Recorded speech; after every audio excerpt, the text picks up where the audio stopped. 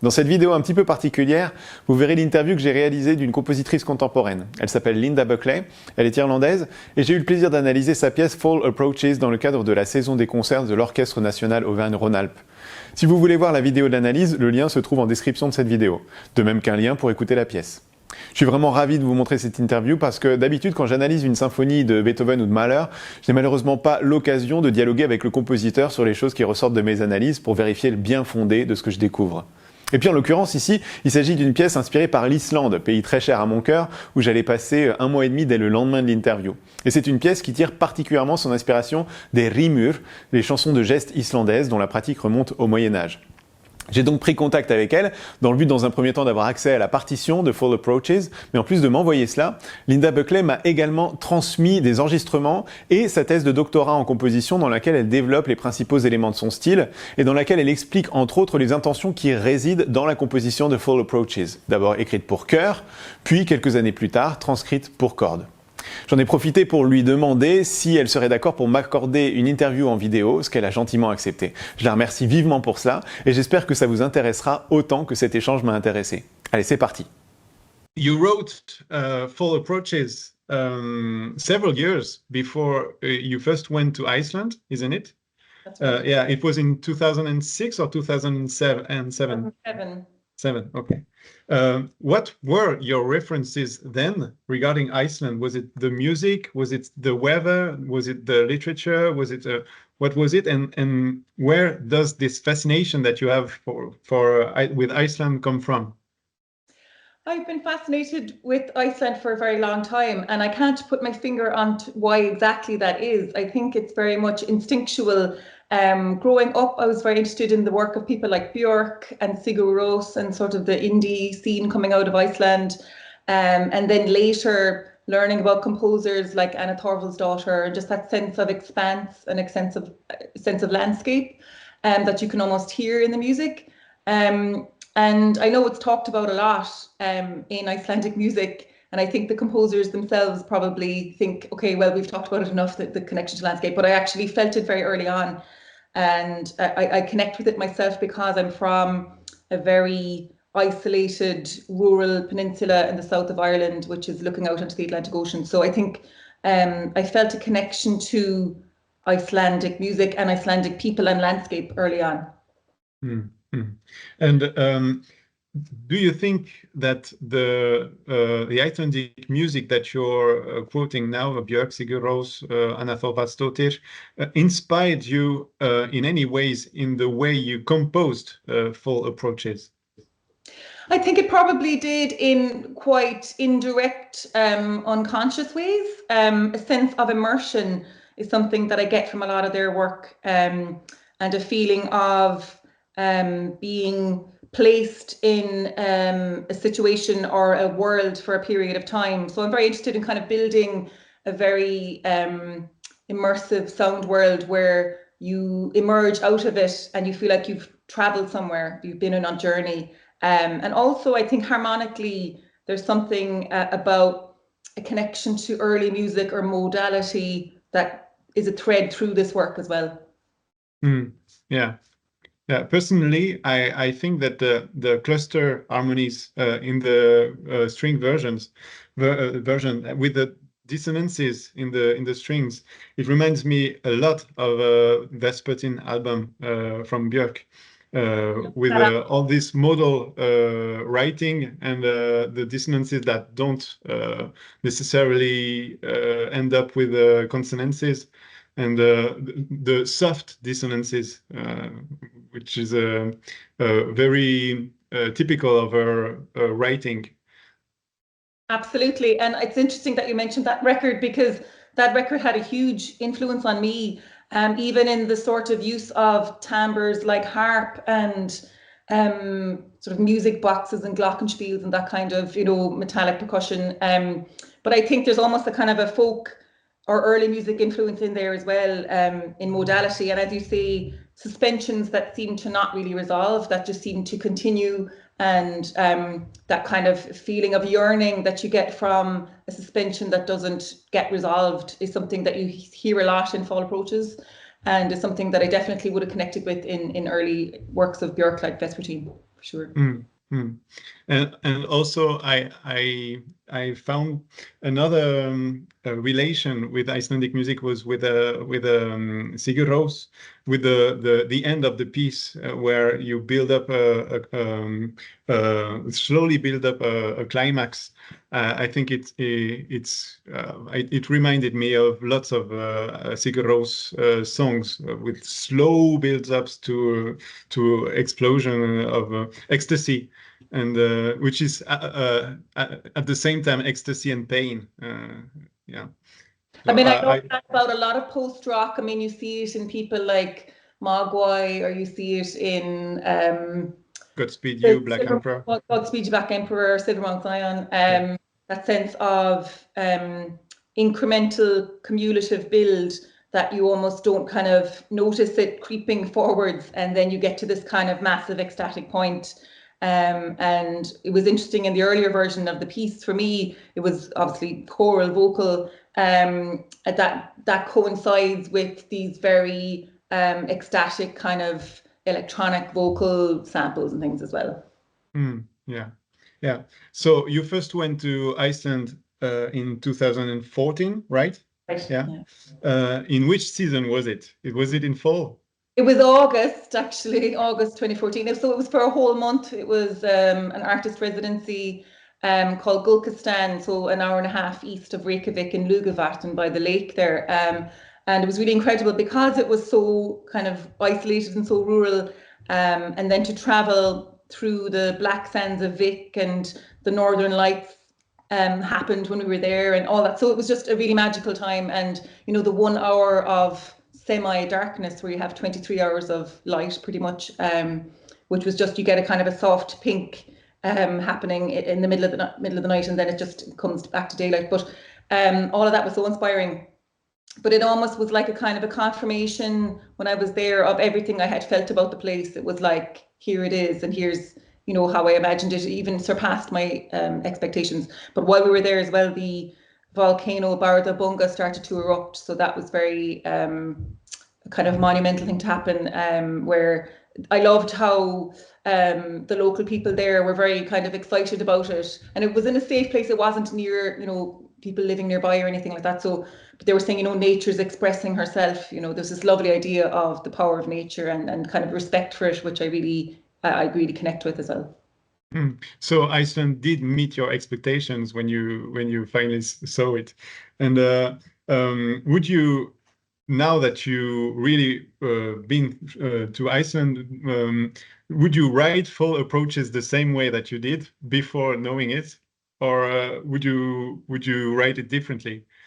That's an interesting question. I think it might be different actually in a way. Like the piece as well, if you think about it, is from that time period where I was very young as well. You know, so I think there's certain things that I noticed that I start to do in the writing then harmonically, and things that I tend to kind of really push into now.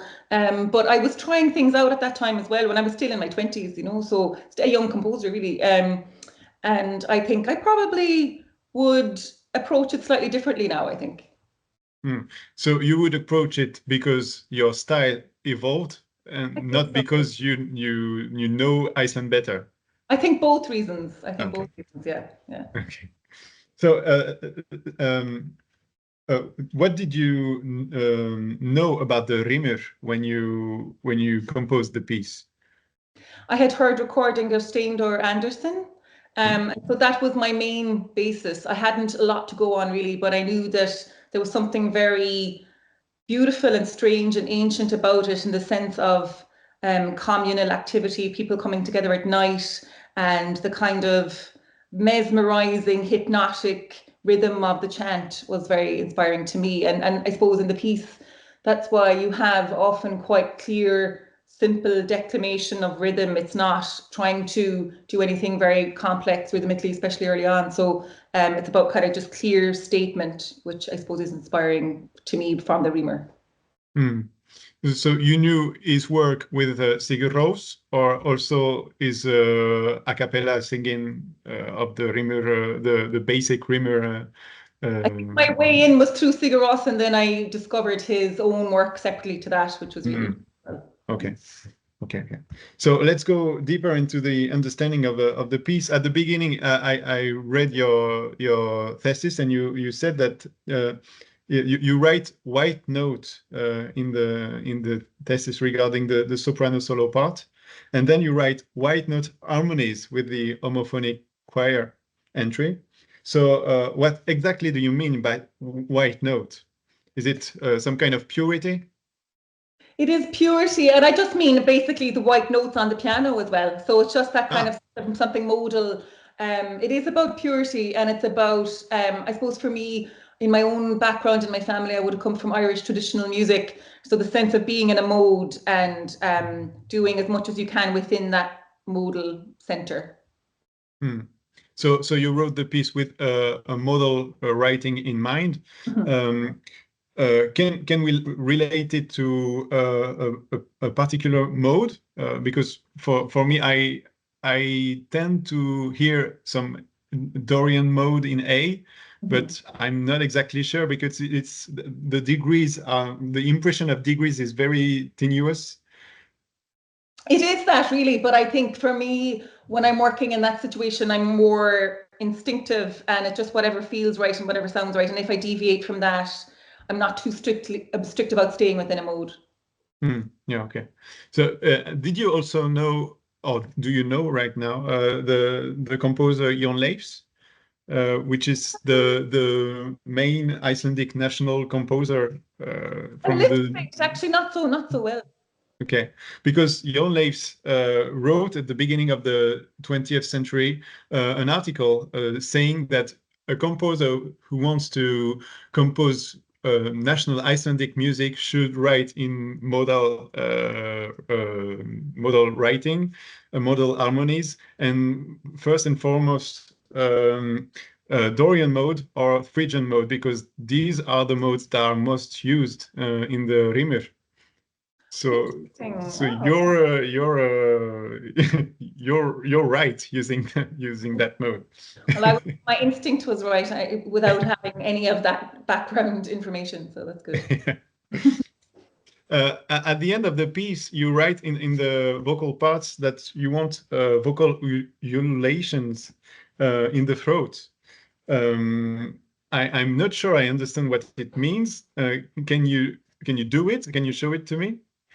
Sure. I think for me that was inspired by using electronics. So I suppose at that time and even since, I've been very interested in creating electronic sound and bringing that back into the acoustic realm. So having acoustic instruments or the voice try to connect with sound that is not normally associated with that, but with electronics. And so I'm using these very kind of broken up, granulated, glitchy electronic sounds, and then it's having the voice try to do that. So it's kind of like a that kind of thing. So it's sort of like breaking up the sound. Yeah. And it's very interesting when you hear that, because you have this quite kind of beautiful harmony, but it sort of makes it more gritty. It kind of creates a sort of a noise within it, and a bit of grit, a bit of dirt, which I find interesting, that kind of beauty with a rough edge, which is something drawn to, I think, in other work, like maybe like really beautiful harmony, like My Bloody Valentine, but like in massive distorted guitars or something, you know. So yeah. Something I've always been interested in too. Yeah, that's something that you insist very much upon in your PhD. Yeah, and you're right. It really looks like the tape for full approaches. What you just did with your voice, and when you transcribed why did you transcribe the piece for string orchestra?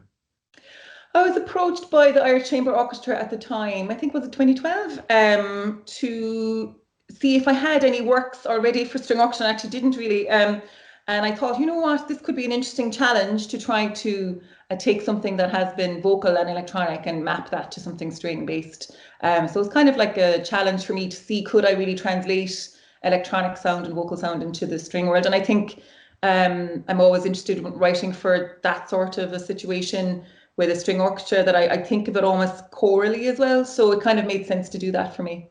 Did you have some Icelandic string instruments in mind when doing this, or just really the transcription of vocal to string orchestra? Not really. I mean, around that time, I would have also been very interested in the Hardanger fiddle from Norway. So that kind of sense of sympathetic resonating strings and that sort of mysterious world. I was definitely thinking about that, but not Icelandic instruments as such, I don't think. Okay. Okay, and the vocal version is a lot about specialization with the tape, which is specialized, and the voices which are gathered put everywhere in space. Everything about that disappears in the string version, or is there something about that still in this version? I think there is that still. I'm still thinking about where the musicians are placed and how the sound moves throughout the group. So I don't ask, for example, in the string version of this, for them to be specially spatialized. I mean, you could do that, obviously, and that would be interesting as well. But I often, when I'm writing, I'm thinking of their position even on stage and how the sound might move. So from left to right, or from center to back to front, and foreground to background, all this kind of thing. So sometimes when I'm composing, even recently I was working on an orchestral piece, and while I was writing it, I was looking at a photograph of the orchestra while I was working on it to see, okay, I want this sound to travel from the oboes over to percussion and back to, so things like that. I am thinking of placement even within the traditional lineup of the orchestral setting. So the sound does move throughout the group, but it's not necessarily asked for to be spatial in any other specific way. Okay, yeah. You wrote other pieces which were in relation to Iceland. That's right. I wrote a list, but I'm not sure of every work. So I want to check with you if I'm right. So Numa Rimmer. That's right. Yeah, it's inspired. It was written in 2009, right? Yeah. Frieder. Frieder, exactly. Peace. Yeah. Yeah. What was it about? I wrote some of that actually while I was in Iceland. So it was very much about, like, it was for piano and electronics, and it's about something very calm and peaceful, but then about turbulence and breaking free. And while I was writing it, I was often looking out at Mount Hekla, which was very near me at the time, and the lake of Lugavat. And also at that time when I was writing it, the volcano started to erupt. So I think that brings itself into the piece a little bit, where it becomes quite turbulent in something that seems like it would be very calm. So I think all those external influences of being in Iceland kind of seeped into the piece. Okay. So and lately you wrote Aud. A-U-D. Oh, the deep minded. Oh, That's right. Yes. yeah. Was it also inspired by Iceland? It was. I mean, that's very much inspired by travel from the deep-minded, moving from Norway through Scotland up to Orkney, Caithness, and then up to Iceland. And I suppose it's very connected to that idea of like adventure and strong women, and also that connection of kind of Ireland and Iceland in terms of our DNA. And Vikings and a lot of the DNA in Iceland being from Irish origin and that kind of thing. So it's all of that kind of has been fed into that piece, I think. Yeah, that's something that you developed in a series of podcasts called Mother's Blood, Sister Song. What was the urge for you to do that?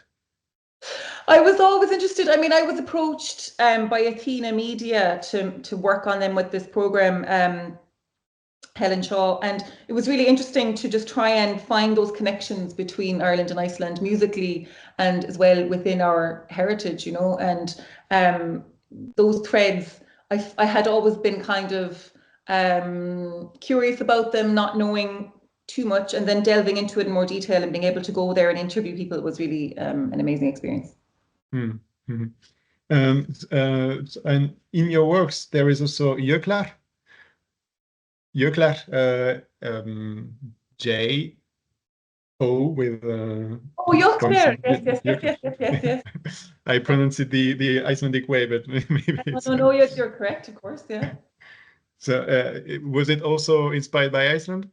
That's a very early piece, actually, and Yeah. tangentially, I think it was before again I had been there, but it was more my kind of imagination of the place. Okay. And was Fire and Ice inspired by Iceland also? So many of them, when you think about it, actually, it's interesting that you trace that thread, because I don't think I've ever sat down and looked at the amount of them that have been connected, but there are a lot. Fire and Ice definitely is, absolutely. Yeah. What is this piece about? That piece is an interesting one. It was written for two ensembles. One which would be, I suppose, professional musicians, and another ensemble that would be from a more kind of community group, and bringing those worlds together.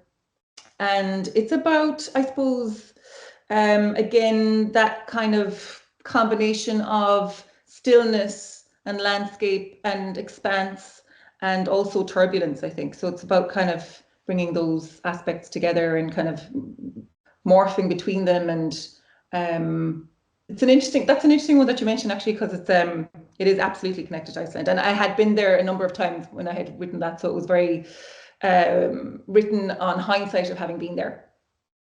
Yeah, so have you been to Iceland often since you went there first in 2014? I have. There are many times since that. Yeah. Okay. And for Dark Music Days last year as well, so in January 2023. Is your music programmed there? It was in that festival last year. Yeah. Okay. Is it received some particular way there, or do you feel that the public received this music in a different way than in other countries? I mean, it's interesting you mentioned that, because it was in the beautiful Hall of Harpa, and it was a piece for piano and electronics called Water Witch. And so it's very kind of about dark Gothic atmosphere in this piece. And I think Icelandic people who were at the concert really connected with that, and the sense of kind of darkness and being enveloped in atmosphere, which is important to me. And it was certainly part of that piece. Are there other pieces that were inspired by Iceland that it didn't mention? No, I think that's probably that's a lot, isn't it? Okay. I think that's most of them. Yeah. Okay. Yeah. Thank you very much. See you sometimes, Linda. Good luck with everything. Have a nice summer. You too. Thanks. Bye. Bye.